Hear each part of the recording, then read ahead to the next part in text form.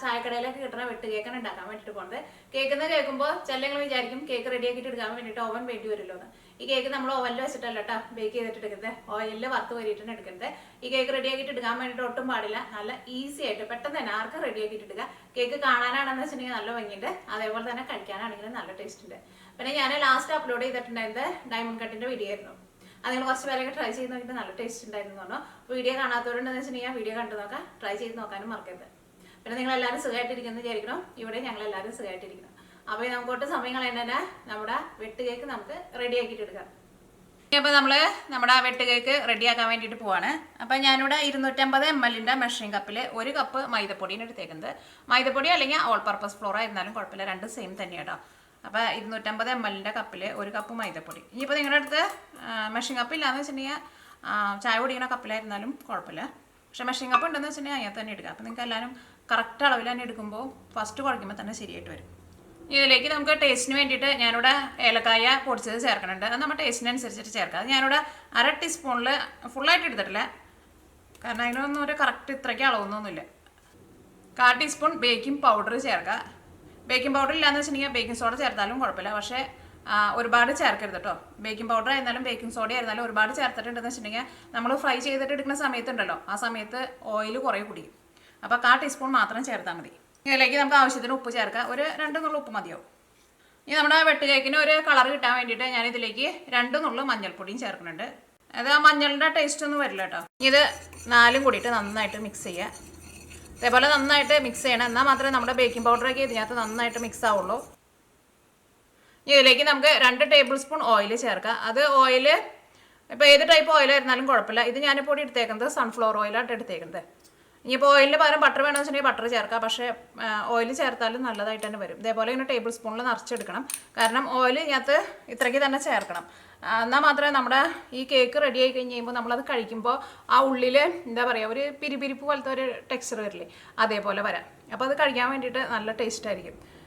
അപ്പോൾ അത് ഓയിൽ ചേർത്തിട്ട് നമ്മൾ ഫസ്റ്റ് ഇതേപോലെ മൈദപ്പൊടി നന്നായിട്ട് ഇങ്ങനെ മിക്സ് ചെയ്തിട്ട് എടുക്കണം, അപ്പോഴായിരിക്കും ആ ടെക്സ്ചർ നമുക്ക് കിട്ടുക. അപ്പോൾ ഓയിൽ ചേർത്ത് കഴിഞ്ഞിട്ട് നമ്മൾ കൈ കൊണ്ട് ആ ഓയിൽ ഇതേപോലെ ഈ മൈദപ്പൊടിയിൽ എല്ലായിടത്തും നന്നായിട്ട് മിക്സ് ചെയ്യണം. അപ്പോൾ ഇതിലേക്ക് നിങ്ങൾക്ക് മഞ്ഞൾപ്പൊടിക്ക് പകരം കളർ വേണമെന്ന് വെച്ചിട്ടുണ്ടെങ്കിൽ കളർ ചേർക്കാം, പക്ഷേ കളറിൻ്റെ ആവശ്യമൊന്നുമില്ല. ഈ മഞ്ഞൾപ്പൊടി ചേർത്താലും നമുക്ക് അത്യാവശ്യം ഒരു കളർ കിട്ടും. ഇനി ഇത് നമുക്ക് കണ്ട് നീക്കി വയ്ക്കാം. അപ്പോൾ ഞാനിത് വേറെ പാത്രത്തിൽ ഇട്ടിട്ടാണ് വയ്ക്കേണ്ടത്, കാരണം ഇനി എനിക്ക് മുട്ടയും പിന്നെ പഞ്ചസാരയും കൂടിയിട്ട് നന്നായിട്ടൊന്ന് മിക്സ് ചെയ്തിട്ട് എടുക്കണം. അപ്പോൾ നമുക്ക് ഇതിനകത്ത് തന്നെ ചെയ്യാം, കുറച്ച് വലിയ പാത്രമാണ് നല്ലത്. ഇനി ഇതിലേക്ക് നമുക്ക് 1/2 കപ്പ് പഞ്ചസാര എടുക്കുക. ഞാനിവിടെ പൊടിച്ചേക്കണ പഞ്ചസാരയായിട്ട് എടുത്തേക്കുന്നത്. അപ്പോൾ നിങ്ങൾ വലിയ തരിയുള്ള പഞ്ചസാര എന്ന് വെച്ചിട്ടുണ്ടെങ്കിൽ ഒന്ന് പൊടിച്ചിട്ടെടുക്കുക. ഇതിലേക്ക് ഒരു മുട്ട ചേർക്കുക. ഇത് രണ്ടും കൂടിയിട്ട് നമുക്ക് നന്നായിട്ട് മിക്സ് ചെയ്യുക. അപ്പോൾ പഞ്ചസാര പൊടിച്ചില്ലാന്ന് വെച്ചിട്ടുണ്ടെങ്കിൽ ഈ മുട്ടയിൽ ഇതാണ്ട് മിക്സ് ആവില്ല കേട്ടോ. ഇതിൻ്റെ മിക്സിങ് നമ്മൾ ഉണ്ടാക്കുമ്പോൾ ഇതിലേക്ക് നമ്മൾ ഒട്ടും വെള്ളം ചേർക്കില്ല കേട്ടോ. അപ്പോൾ നിങ്ങൾ കറക്റ്റ് അളവിൽ എല്ലാം എടുക്കാമെന്ന് വെച്ചിട്ടുണ്ടെങ്കിൽ നമുക്ക് ഒട്ടും വെള്ളം ചേർക്കാൻ പാടില്ല, അല്ലാണ്ട് തന്നെ നമുക്ക് നന്നായിട്ട് മിക്സ് ചെയ്തിട്ട് എടുക്കാൻ വേണ്ടിയിട്ട് പറ്റും. ഇനി എങ്ങാനും മാവ് മിക്സ് ചെയ്ത് കഴിഞ്ഞ് ഇപ്പോൾ ഭയങ്കര ടൈറ്റായിട്ട് ഇരിക്കുകയെന്ന് വെച്ചിട്ടുണ്ടെങ്കിൽ നിങ്ങൾ അതനുസരിച്ചിട്ട് മുട്ട നന്നായിട്ട് മിക്സ് ചെയ്തിട്ട് ചേർക്കുക. കാരണം നിങ്ങൾ പൊടി എടുക്കണേൽ ചിലപ്പോൾ കുറച്ച് കൂടുതലായിട്ടുണ്ടെന്ന് വെച്ചിട്ടുണ്ടെങ്കിൽ ചിലപ്പോൾ നമ്മുടെ മിക്സിങ് ഭയങ്കര ടൈറ്റായിട്ട് വരും. ഈ മിക്സിങ് എങ്ങാനും കുറച്ച് ലൂസായിട്ട് വരാമെന്ന് വെച്ചിട്ടുണ്ടെങ്കിൽ നിങ്ങൾ അതനുസരിച്ചിട്ട് കുറച്ച് മൈദപ്പൊടി ചേർത്ത് കൊടുക്കുക. ഇത് ഇങ്ങനെ ഇതേപോലെ ഒരു വിസ്ക് വെച്ചിട്ട് നന്നായിട്ട് മിക്സ് ചെയ്യുക. ഇനിയിപ്പോൾ വിസ്ക് തന്നെ വേണമെന്നില്ല, ഒരു സ്പൂൺ വെച്ചിട്ടോ നന്നായിട്ട് മിക്സ് ചെയ്തിട്ട് എടുക്കുക. ഇനിയിപ്പോൾ നിങ്ങൾ ആരെങ്കിലും ചോദിക്കും ഇത് ബീറ്റർ വെച്ചിട്ട് ബീറ്റ് ചെയ്തിട്ട് എടുക്കണമെന്ന്, അതിൻ്റെ ആവശ്യമില്ല. ബീറ്റ് ചെയ്തിട്ട് എടുക്കണ്ട, അങ്ങനെ ഭയങ്കര ഫ്ലഫി ആയിട്ട് എടുക്കേണ്ട ആവശ്യമില്ല.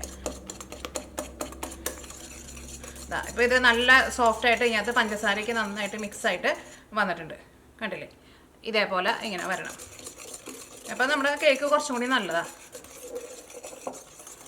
ഇനി നമ്മൾ എന്ത് ചെയ്യണം, ഇതിലേക്ക് നമ്മൾ ആ മൈദയിൽ ബേക്കിംഗ് പൗഡറും ഓയിലൊക്കെ ചേർത്തിട്ട് മിക്സ് ചെയ്ത് വെച്ചിട്ടില്ലേ, അത് നമ്മുടെ ഈ മിക്സിലേക്ക് നമ്മൾ ചേർക്കാൻ വേണ്ടിയിട്ട് പോവാണ്. അപ്പോൾ ചേർത്ത് കഴിഞ്ഞിട്ട് നമ്മൾ കുഴച്ചിട്ട് എടുക്കുന്ന സമയത്ത് എങ്ങാനും വെള്ളം കൂടുതൽ പോലെ തോന്നണമെങ്കിൽ നേരത്തെ പറഞ്ഞല്ലോ, നമ്മളതനുസരിച്ച് മൈദപ്പൊടി ചേർത്ത് കൊടുക്കും. വെള്ളം കുറവായിട്ട് തോന്നാൻ നമ്മളതനുസരിച്ചിട്ട് മുട്ട കുറച്ചും കൂടി ബീറ്റ് ചെയ്തിട്ട് ചേർത്ത് കൊടുക്കും. ഒട്ടും വെള്ളം ചേർക്കരുത്, അത് നിങ്ങൾ പ്രത്യേകം ശ്രദ്ധിക്കുക. അപ്പോൾ ഇനി ഇത് നമ്മൾ ഇതിലേക്ക് ചേർക്കാൻ വേണ്ടിയിട്ട് പോകണം. ഞാൻ ഫുള്ളായിട്ട് അങ്ങോട്ട് ചേർത്തിട്ടുണ്ട്.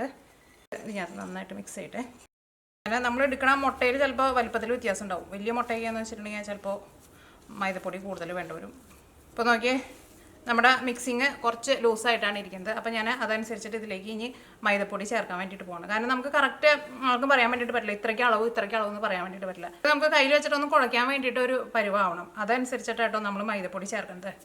അപ്പോൾ ഫസ്റ്റ് നിങ്ങൾ കുറേ മൈദപ്പൊടി എടുത്തിട്ട് നിങ്ങൾ എല്ലാം കൂടിയിട്ട് മിക്സ് ചെയ്ത് വെക്കരുത്. കാരണം ചിലപ്പോൾ നമുക്ക് അപ്പോൾ നമ്മുടെ ആ മിക്സിങ് ഫുള്ള് ചേർക്കാൻ വേണ്ടിയിട്ട് പറ്റില്ല. ആ മിക്സിങ് നമുക്ക് എന്തായിരുന്നാലും ഫുള്ളായിട്ട് ചേർക്കണം. കാരണം അതിനകത്ത് നമ്മൾ ഓയിലും പിന്നെ ബേക്കിംഗ് പൗഡറും ഒക്കെ ചേർത്തിട്ടുണ്ടല്ലോ. അത് നമ്മുടെ കേക്കിലേക്ക് അത്യാവശ്യം വേണ്ട സാധനം. അപ്പോൾ പിന്നെ ബാക്കി മൈദപ്പൊടി ബാക്കി വന്നിട്ടുണ്ടെങ്കിൽ നമുക്കത് ഫുള്ള് ചേർക്കാൻ വേണ്ടിയിട്ട് പറ്റില്ലല്ലോ. പിന്നെ ഇത് നമ്മൾ ചപ്പാത്തിക്ക് കുഴച്ചിട്ട് എടുക്കില്ല, അതേപോലെ ഭയങ്കര ടൈറ്റ് ആയിട്ടല്ല കേട്ടോ എടുക്കേണ്ടത്. നമ്മളിത് കുഴച്ചിട്ട് എടുക്കുമ്പോഴായിരുന്നാലും ചെറുതായിട്ട് നമ്മുടെ പാത്രത്തുമ്പോൾ പിടിക്കുന്നുണ്ട്.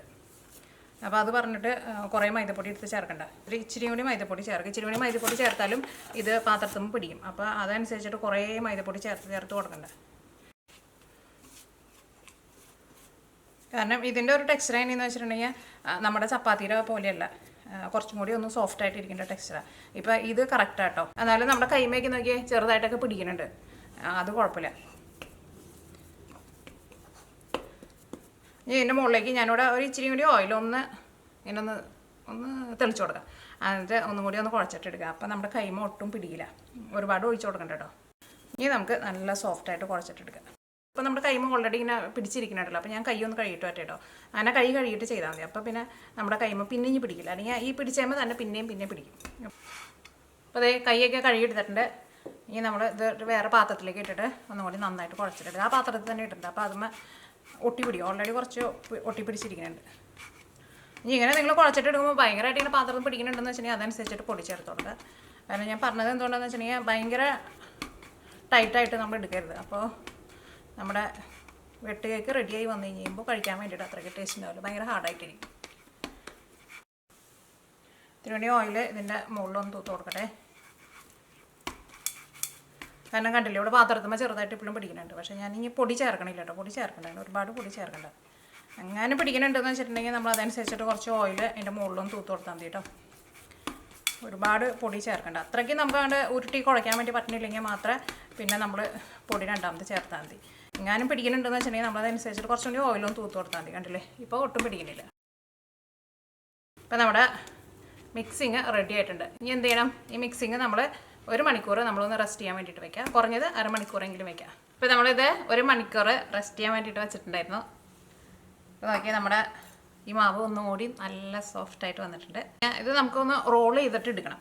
അപ്പോൾ റോൾ ചെയ്തിട്ട് എടുക്കുമ്പോൾ പ്രത്യേകം ശ്രദ്ധിക്കുക, ഇത് ഭയങ്കര സോഫ്റ്റായിട്ടിരിക്കും. അപ്പോൾ നമ്മൾ റോൾ ചെയ്തിട്ട് എടുക്കുമ്പോൾ ഭയങ്കര തിന്നായിട്ട് പോകരുത് കേട്ടോ. തിന്നായിട്ട് പോയിട്ടുണ്ടെന്ന് വെച്ചിട്ടുണ്ടെങ്കിൽ പിന്നെ രണ്ടാമത് നമ്മൾ എടുത്തിട്ട് പിന്നെയും കുഴച്ചിട്ടൊക്കെ എടുക്കേണ്ടി വരും. അത് നമുക്ക് ഇരട്ടി പണിയാവും.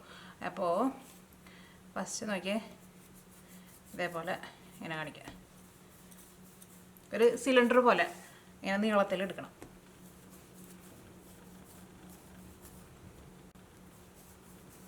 ഇതേപോലെ വന്നില്ലേ. ഇനി ഇത് കുറച്ചും കൂടി ഒന്ന് നമുക്കിങ്ങനെ ഇതേപോലെ ഇങ്ങനെ കാണിച്ച് നീളത്തിൽ കൊണ്ടുപോകാം. അപ്പോൾ നമ്മൾ ഇതിൻ്റെ മുകളിൽ ഓൾറെഡി നമ്മൾ ഓയിൽ തേച്ചിട്ടുണ്ടല്ലോ. അപ്പോൾ ഇനി ഇത് ഒട്ടി പിടിക്കില്ല, കണ്ടില്ലേ. അപ്പോൾ ഭയങ്കര സ്പീഡിൽ നമ്മൾ ചെയ്തിട്ട് പോകരുത്. കാരണം ഇത് പെട്ടെന്ന് അങ്ങോട്ട് തിന്നായി പോകും. കാരണം ഇതിന് കുറച്ച് കനം വേണം. അപ്പോൾ അങ്ങനെ സൂക്ഷിച്ച് പതുക്കെ സമയം എടുത്തിട്ട് അങ്ങോട്ട് ചെയ്യുക. കാരണം പിന്നെ എല്ലാ സൈഡും നമുക്ക് ഒരേ കനത്തിൽ വരയും വേണം. ഇതേപോലെ അങ്ങനെ ചെയ്യും. അപ്പോൾ എവിടെയാണ് കനം കൂടുതലെന്ന് വെച്ചിട്ടുണ്ടെങ്കിൽ ആ സൈഡ് അങ്ങനെ റോൾ ചെയ്ത് ഇതിങ്ങനെ ഒന്ന് നീട്ടിയിട്ട് ഇടുക. അപ്പോൾ നോക്കിയാൽ ഈ സൈഡിലെ കനം കണ്ട, ഇത്രയ്ക്ക് കനം നമുക്ക് വേണം കേട്ടോ. അപ്പോൾ ഇതിവിടെ ഇച്ചിരി കനം കൂടുതലുണ്ട്. അപ്പോൾ അങ്ങനെ ചെയ്യുക. അല്ലെങ്കിൽ പെട്ടെന്ന് നമ്മളാണ് ചെയ്തിട്ടുണ്ടെന്ന് വെച്ചിട്ടുണ്ടെങ്കിൽ പെട്ടെന്ന് അങ്ങോട്ട് കനം കുറഞ്ഞ് പോട്ടോ. വേണ്ട, ഇതേപോലെ ഇത്രയ്ക്ക് കനം വേണം കേട്ടോ. ഇത്രയ്ക്ക് കനത്തിൽ വേണം ഇത് നമ്മൾ ഇതേപോലെ ഇങ്ങനെ റോൾ ചെയ്തിട്ട് എടുക്കാൻ വേണ്ടിയിട്ട്. ഇനി ഇതിൻ്റെ 2 സൈഡിൽ നിന്ന് നമുക്ക് കുറച്ചൊന്ന് കട്ട് ചെയ്തുകൊണ്ട് മാറ്റാം. ഒരുപാട് കട്ട് ചെയ്ത് കളയണ്ട കേട്ടോ. ഇനി ഇത് നമ്മൾ ഓരോ പീസായിട്ട് നമ്മൾ കട്ട് ചെയ്യാൻ വേണ്ടിയിട്ട് പോകണം. അപ്പോൾ ഭയങ്കര ചെറുതാക്കിയിട്ട് ഉണ്ടാക്കണ്ട. അപ്പോൾ അത് കാണുമ്പോൾ അത്രയ്ക്ക് ഭംഗി ഉണ്ടാവില്ല, എന്നാൽ ഭയങ്കര വലുതാവാൻ വേണ്ട. അപ്പോൾ അതനുസരിച്ചിട്ട് കട്ട് ചെയ്യാം. അപ്പോൾ നിങ്ങൾക്ക് വേണമെന്ന് വെച്ചിട്ടുണ്ടെങ്കിൽ നിങ്ങൾ ഫസ്റ്റ് ഉണ്ടാക്കണവർ ഫസ്റ്റ് ഒരെണ്ണം കട്ട് ചെയ്തിട്ട് നിങ്ങൾ ഫ്രൈ ചെയ്ത് നോക്കാം. അപ്പോൾ നിങ്ങൾക്ക് അതിൻ്റെ ആ വലുപ്പമൊക്കെ അറിയാൻ വേണ്ടിയിട്ട് പറ്റും. അല്ലെങ്കിൽ ഫുള്ള് നമ്മൾ കട്ട് ചെയ്ത് പോയിട്ടുണ്ടെങ്കിൽ അപ്പോൾ നമ്മൾ ഫ്രൈ ചെയ്തെടുത്ത് കഴിയുമ്പോൾ നമ്മൾ വിചാരിക്കുക എനിക്ക് കുറച്ചുകൂടി വലുത് വേണമായിരുന്നു, അല്ലെങ്കിൽ എനിക്ക് കുറച്ചുകൂടി ചെറുത് വേണമായിരുന്നു എന്ന് വെച്ചിട്ടുണ്ടെങ്കിൽ നമുക്ക് പിന്നെ അത് ഓൾറെഡി കട്ട് ചെയ്ത് തന്നെ നമുക്കൊന്നും ചെയ്യാൻ വേണ്ടിയിട്ട് പറ്റില്ല. അപ്പോൾ അങ്ങനെ വേണമെന്ന് വെച്ചിട്ടുണ്ടെങ്കിൽ അങ്ങനെയും ചെയ്യാം കേട്ടോ. അപ്പോൾ ഞാൻ ഒരുപാട് ഭയങ്കര ചെറുതായിട്ട് എടുക്കണില്ല, എനിക്ക് കുറച്ച് വലുതായിട്ടിരിക്കുന്നത് ഇഷ്ടം. എന്നാൽ ഒരുപാട് വലുത് വേണ്ടതേക്ക് ഇത്ര വെച്ചിട്ടാണ് കട്ട് ചെയ്യാൻ വേണ്ടിയിട്ട് പോകുന്നത്.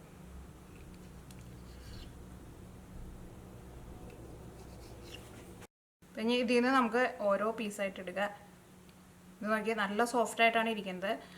അപ്പോൾ ഇത് ഓൾറെഡി നമ്മൾ ഓയിൽ തേച്ചേക്കണത് കൊണ്ടാട്ടോ പിന്നെ നമ്മൾ റോൾ ചെയ്യുന്ന സമയത്ത് ഓയിൽ തേച്ച് കൊടുക്കാണ്ടിരുന്നത്. അപ്പോൾ അതുകൊണ്ട് തന്നെ അടിയിൽ പിടിക്കണില്ല. അല്ലെങ്കിൽ അടിയിൽ പിടിച്ചിട്ടുണ്ടെന്ന് വെച്ചാൽ നമ്മുടെ ഷേപ്പ് ഫുള്ള് പോകും കേട്ടോ. അപ്പോൾ നോക്കിയത് ഇതേപോലെ കിട്ടിയത് നല്ല സോഫ്റ്റായിട്ടാണ് ഇരിക്കുന്നത്. അപ്പോൾ ഇതെല്ലാവരും നമുക്ക് ഇതേപോലെ സെപ്പറേറ്റ് ആക്കിയിട്ട് മാറ്റാം. അല്ലെങ്കിൽ നിങ്ങൾക്ക് റോൾ ചെയ്യുന്ന സമയത്ത് വേണമെന്ന് വെച്ചിട്ടുണ്ടെങ്കിൽ മുകളിൽ ഒരു ഇച്ചിരി കൂടി ഓയിലൊന്ന് തൂത്ത് കൊടുക്കാം കേട്ടോ വേണമെന്നുണ്ടെങ്കിൽ. അപ്പോൾ എല്ലാവരും നമ്മൾ ഇതേപോലെ തന്നെ എടുത്ത് വെച്ചിട്ടുണ്ട്. സെപ്പറേറ്റ് ആയിട്ട് നീക്കി വെക്കുക. അത് കഴിഞ്ഞിട്ട് കട്ട് ചെയ്യുക. എന്നിട്ട് കട്ട് ചെയ്യുമ്പോൾ നമ്മൾ എന്താണെന്ന് വെച്ചിട്ടുണ്ടെങ്കിൽ ഇങ്ങോട്ടും കട്ട് ചെയ്യണം ഇങ്ങോട്ടും കട്ട് ചെയ്യണം. അപ്പോൾ ഇങ്ങോട്ട് കട്ട് ചെയ്യുമ്പോഴും നമ്മുടെ ഈ കത്തി ഇതിൻ്റെ ഒരു 1/4 ഭാഗം അടിയിലേക്ക് പോകണം. ഫുള്ളായിട്ട് പോകരുത്. ഫുള്ളായിട്ട് പോയിട്ടുണ്ടെന്ന് വെച്ചിട്ടുണ്ടെങ്കിൽ 4 പീസായിട്ട് വിട്ടു പോകും. അപ്പോൾ അങ്ങനെ ചെയ്യരുത്. ഒരു 1/4 ഭാഗം കട്ടാവണം കേട്ടോ. അപ്പോൾ അതേനാ സെൻറ്ററിൽ ഇതാ ഇങ്ങനെ കട്ട് ചെയ്തു. ഏറ്റവും അടിയിലേക്ക് പോകണ്ട. ഒരു 1/4 ഭാഗം നിന്നാൽ മതി. ഇനി അടുത്തത് നമ്മൾ അതിനെ ക്രോസ് ചെയ്തിട്ട് ഇതാ അങ്ങനെ കട്ട് ചെയ്തു. ഇതാ ഇതേപോലെ. അപ്പോൾ ഇനി നമ്മൾ ഫ്രൈ ചെയ്യാൻ വേണ്ടിയിട്ട് പോവാണ്. ഫ്രൈ ചെയ്യാൻ വേണ്ടിയിട്ട് ഓയിൽ ഇപ്പോൾ നന്നായിട്ട് ചൂടായിട്ടുണ്ട്. ഓയിൽ നന്നായിട്ട് ചൂടായി കഴിഞ്ഞപ്പോൾ ഞാനിവിടെ തീ നന്നായിട്ട് കുറച്ചിട്ട് ലോ ഫ്ലെയിമിലാണ് വെച്ചേക്കുന്നത്. അങ്ങനെ ലോ ഫ്ലെയിമിൽ വെച്ചിട്ട് ഒരു സെക്കൻഡ് കഴിഞ്ഞ് കഴിഞ്ഞിട്ട് മാത്രം ഇട്ടാൽ മതി കേട്ടോ. അല്ലെങ്കിൽ ഓയിൽ ഭയങ്കര ചൂടായിട്ടിരിക്കാമല്ലോ. ഇട്ട കഴിക്കാൻ ആ സംഗതി കരിഞ്ഞു പോകും. അപ്പോൾ അതാ ഇത് ഓരോന്നായിട്ട് നമ്മൾ ഇടാൻ വേണ്ടിയിട്ട് പോവാണ്. വേണ്ട ചെറുതായിട്ട് ഇങ്ങനെ കൊമ്പളകൾ ഇങ്ങനെ വന്ന് തുടങ്ങണുള്ളൂ കേട്ടോ. അതേപോലെ ചെയ്താൽ മതി കേട്ടോ. അപ്പോൾ നന്നായിട്ട് വരും. അപ്പോൾ നല്ല ചൂടിലാണ് നമ്മൾ ഇടണതെന്ന് വെച്ചിട്ടുണ്ടെങ്കിൽ പെട്ടെന്ന് അങ്ങോട്ട് വീർത്ത് പൊന്തിയൊക്കെ വരും. പക്ഷേ അതിൻ്റെ ഉള്ളൊന്നും നമുക്ക് റെഡിയായി കിട്ടില്ല. നമ്മൾ ആ വിചാരിക്കുന്ന കളർ കിട്ടുകയും ചെയ്യില്ല. അപ്പോൾ ഒരു ചെറിയൊരു ചൂടിൽ വയ്ക്കാം. കണ്ടോ ഇപ്പോൾ ഒരുപാട് വലിയ തളയൊന്നും വന്നിട്ടില്ല കേട്ടോ. ഓയിൽ ഭയങ്കരമായിട്ട് കിടന്ന് തിളയ്ക്കണമെന്നില്ല. ഒരു ചെറിയ ചൂടിലാണ് നിൽക്കുന്നത്. ഭയങ്കര ചൂടില്ലാണ്ട് വെക്കരുത് കേട്ടോ. അപ്പോൾ ഇതാകെ കുതിർന്ന് പോകും. അത്യാവശ്യം ഒരു ചൂടിൽ നിൽക്കണം. ഇപ്പോൾ ഞാനിവിടെ ഒരു മീഡിയം ഫ്ലെയിമിനേക്കാളും ഒരു പൊടിക്ക് കുറച്ചാണ് വെച്ചേക്കുന്നത്. അത്രയ്ക്ക് ചൂട് ആവശ്യമുള്ളൂ. അപ്പോൾ അത് ചൂടാവുന്നതനുസരിച്ചിട്ട് അതിങ്ങനെ പതുക്കെ ഇങ്ങനെ പൊന്തി വരും. ഇതാ നോക്കിയേ. ഇപ്പോൾ നോക്കിയേ ചെറുതായിട്ട് നോക്കി ഇങ്ങനെ പൊന്തി വന്നു തുടങ്ങിയിട്ടുണ്ട്. ഇത് പിന്നെ ഓയിലിൽ ഇതേപോലെ മുങ്ങി കിടക്കണം കേട്ടോ. ഇതായിരുന്നു നമ്മൾ ഫസ്റ്റ് ഇട്ടിട്ടുണ്ടായിരുന്നത്. ഇത് നോക്കിയാൽ നമ്മൾ പതുക്കെ നോക്കിയത് പൊന്തിച്ച് നോക്കുമ്പോൾ നോക്കിയാൽ ഇവിടെ ഒരു കളറ് മാറിയിട്ടുണ്ട്. നല്ലൊരു കളർ വന്നിട്ടുണ്ട്. അപ്പോൾ ഇനി നമ്മൾ തിരിച്ചിടാൻ വേണ്ടിയിട്ട് പോവാണ്. ഇതിൻ്റെ അടിഭാഗമായിരുന്നാലും കരിഞ്ഞിട്ടില്ല കേട്ടോ. തീ കൂട്ടിയിട്ടുണ്ടെങ്കിൽ ഉറപ്പായിട്ടും കരിയും. ഇപ്പം നോക്കിയേ ഇതിൻ്റെ എല്ലാത്തിൻ്റെയും നോക്കിയാൽ മുകളിലേക്ക് ആ കളർ അങ്ങോട്ട് നല്ലൊരു കളറ് വന്നിട്ടുണ്ട്. പിന്നെ ഇത് മുകളിലേക്ക് നന്നായിട്ട് വിടർന്ന് വന്നിട്ടുണ്ട്. അങ്ങനെ വന്നു കഴിയുമ്പോൾ പിന്നെ നമുക്ക് തിരിച്ചിടാം. അങ്ങനെ വന്നു കഴിയുമ്പോൾ തീ ഒന്നും കൂടിയും കുറച്ചിട്ട് നല്ല ലോ ഫ്ലെയിമിലിട്ടു. നോക്കി ഇത് കണ്ട.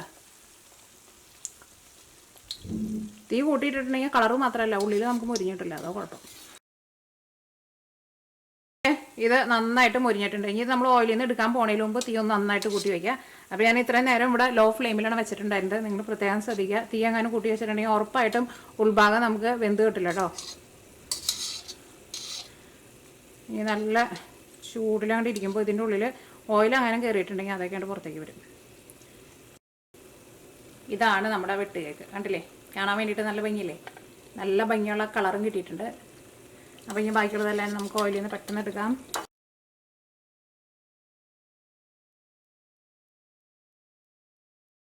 ഇതാ നോക്കിയേ നമ്മുടെ വെട്ട് കേക്ക് എല്ലാവരും നമ്മൾ ഫ്രൈ ചെയ്തെടുത്തിട്ടുണ്ട്. ഇനി നിങ്ങൾക്ക് വേണമെന്ന് വെച്ചിട്ടുണ്ടെങ്കിൽ അതിൻ്റെ മുകളിൽ കുറച്ച് പഞ്ചസാര പൊടിച്ചത് ഇങ്ങനെ ഇട്ട് കൊടുക്കാം. അപ്പോൾ നമ്മുടെ വെട്ട് കേക്ക് റെഡി ആയിട്ടുണ്ട്. നന്നായിട്ട് ചൂടാറിയിട്ടുണ്ട്. അപ്പോൾ ഞാൻ ഫ്രൈ ചെയ്തിട്ട് എടുക്കുമ്പോൾ ഞാൻ പറഞ്ഞിട്ടുണ്ടായിരുന്നില്ലേ തീ നന്നായിട്ട് കുറച്ച് വെച്ചിട്ട് ഫ്രൈ ചെയ്തിട്ട് എടുക്കുക. എന്നാൽ മാത്രമേ നമ്മുടെ ഉള്ളിൽ നമുക്ക് ശരിക്കും മുരിഞ്ഞ് കിട്ടുള്ളൂ. നമ്മൾ ആ വിചാരിക്കുന്ന പോലെയുള്ള ആ ഭംഗിയുള്ള ഒരു ടെക്സ്ചർ നമുക്ക് കിട്ടുള്ളൂ. തീ എങ്ങാനും കൂട്ടി വെച്ചിട്ടുണ്ടെന്ന് വെച്ചിട്ടുണ്ടെങ്കിൽ ഈ പുറത്തെ കളറൊക്കെ പെട്ടെന്ന് അങ്ങോട്ട് മാറിപ്പോവും. ഉള്ളിൽ നമുക്ക് മുരിഞ്ഞ് കിട്ടുകയും ചെയ്യില്ല.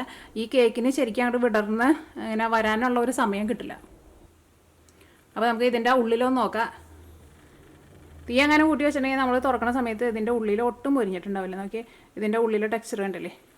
ഉള്ളിലായിരുന്നാലും നന്നായിട്ട് മുരിഞ്ഞ് വന്നിട്ടുണ്ട്. അല്ലെങ്കിൽ നമ്മൾ തുറക്കുമ്പോൾ എന്താ പകുതി ഉള്ളിൽ മുരിഞ്ഞിട്ടുണ്ടാവില്ല. ഇതിൻ്റെ ഉള്ളിലായിരുന്നാലും കണ്ട നല്ല പിരിപിരിപ്പ് പോലെ വന്നിട്ടുണ്ട്. നല്ല സോഫ്റ്റായിട്ടാണ് ഇരിക്കുന്നത് ഉള്ളിൽ. ഞാൻ ഒന്ന് കഴിച്ചോട്ടെ കേട്ടോ. മുകളിൽ നല്ല ഒരു ക്രിസ്പി ആയിട്ടിരിക്കും. ഉള്ളിലേക്ക് ചെന്ന് കഴിയുമ്പോൾ നല്ല സോഫ്റ്റാണ്. നല്ല ടേസ്റ്റാണ് ശരിക്കും കഴിക്കാൻ വേണ്ടിയിട്ട്.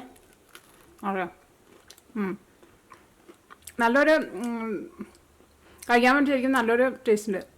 നമ്മൾ ബിസ്ക്കറ്റൊക്കെ കഴിക്കുമ്പോൾ ഒരു പിരിപിരിപ്പ് പോലെ നമുക്ക് തോന്നില്ലേ? അതേപോലെ ഉണ്ട്. അതേപോലെ വരണം. അപ്പോഴായിരിക്കും നല്ല ടേസ്റ്റ് ഉണ്ടാവും കേട്ടോ കഴിക്കാൻ വേണ്ടിയിട്ട്. അപ്പോൾ നമ്മൾ ഓയിൽ ചേർക്കാണ്ട് ഉണ്ടാക്കിയതാണ് ഇതിൻ്റെ ഉള്ളിലെ ആ ടെക്സ്ചറിന് വ്യത്യാസമുണ്ട്.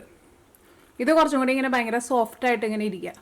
പക്ഷേ ഈ ടെക്സ്ചറായിരിക്കും കഴിക്കാൻ വേണ്ടിയിട്ട് നല്ല ടേസ്റ്റ് ഉണ്ടാവുക. ഈ പൊടിയിൽ നമ്മൾ ഓയിൽ ചേർത്തിട്ട് മിക്സ് ചെയ്തിട്ടെടുത്തത്. അത്യാവശ്യം നല്ല മധുരമുണ്ട്. കഴിക്കാൻ വേണ്ടിയിട്ട് ശരിക്കും നല്ല ടേസ്റ്റ് ഉണ്ട് കേട്ടോ. അപ്പോൾ നിങ്ങളെല്ലാവരും ട്രൈ ചെയ്ത് നോക്കാം. ട്രൈ ചെയ്ത് നോക്കിയിട്ട് ഫീഡ്ബാക്ക് പറയാൻ വേണ്ടിയിട്ട് മറക്കരുത്.